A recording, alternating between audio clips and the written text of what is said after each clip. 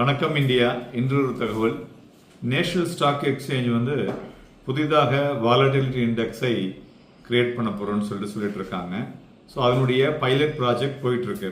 அதாவது volatility index வந்து ஒரு மார்க்கெட்டினுடைய பெஞ்ச்மார்க் காஜ் ஃபார் ஃபியர் அப்படின்னு சொல்லுவோம் இல்லையா, நியர் டேர்ம் ரிஸ்க் அண்ட் ஃப்ளக்சுவேஷனுக்காக. ஸோ இது வந்து ஸ்லைட்லி ஃபெமிலியராக மார்க்கெட்டுக்கும் ப்ளஸ் இன்வெஸ்டர்ஸுக்கும் பண்ணுறதுக்கு ஸோ ஒரு ப்ரிலிமினரி டிசிஷன்ஸ் வந்து பைலட் ப்ராஜெக்ட் போயிட்டுருக்கு. இந்த மெத்தடாலஜி பார்த்தோன்னு வச்சுங்களேன். ஸோ இது வந்து ஹவு த இண்டெக்ஸ் வந்து பிஹேவ் பண்ணுது ஆன் டிஃப்ரெண்ட் வாலடைல் டேஸ், அதுவும் ஒரு ஒரு கரெக்ட்லி ரிஃப்ளெக்ட் ஆகுதா மார்க்கெட் மூமெண்ட்ஸோட அப்படிங்கிற மாதிரி அந்த டெஸ்டிங்கும் செவரல் மந்த்ஸாக போயிட்டுருக்கு. ஸோ இதை கொண்டு இப்போ வந்து அது ஒரு மாதிரி முடியக்கூடிய வாய்ப்புகள் இருக்கக்கூடும் என்றும் எதிர்பார்க்கலாம். ஏன்னாக்க என்எஸ்சி விக்ஸ் வந்து 2014 லான்ச் பண்ணாங்க. பட் அந்த ஃபியூச்சரில் இந்தியா விக்ஸ் ஃபியூச்சரை அதுக்கப்புறம் 2017 அதை டிஸ்கண்டினியூ பண்ணிட்டாங்க. பிகாஸ் ஆஃப் நார்மலாக ஒரு புது ப்ராடக்ட் வரும்போது அது லிக்விடிட்டி இருக்காதுல்ல, இந்த லோ லிக்விடிட்டி அண்ட் பார்ட்டிசிபேஷனால அதை பண்ணிட்டாங்க. இப்போ அதிகமான வந்து பார்ட்டிசிபேஷன் இருக்கிறதுனால சான்சஸ் ஆர் வெரி பிரைட்டுங்க.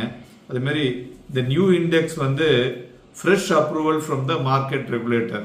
ஸோ அதுதான் இப்போ அவங்க போயிருக்காங்க.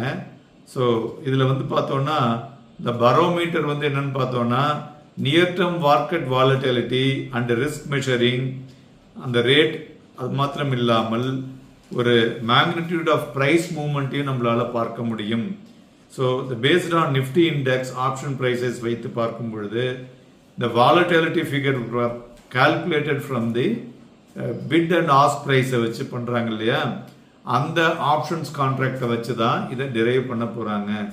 நார்மலா விக்ஸ்னா என்ன சார் அப்படின்னு எல்லாருக்கும் தெரியும், வாலட்டிலிட்டி இண்டெக்ஸ்.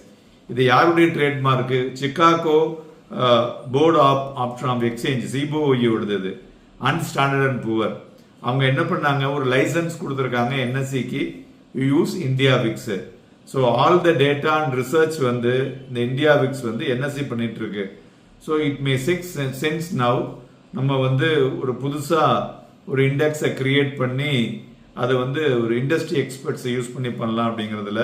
அதனால இது வந்து ஒரு பெட்டர் வாலட்டிலிட்டி மூவ்மெண்ட்டை நமக்கு முன்னமையே தெரிஞ்சுக்கிறதுக்கு சௌகரியமாக இருக்கக்கூடும். Further details contact. நன்றி, வணக்கம்.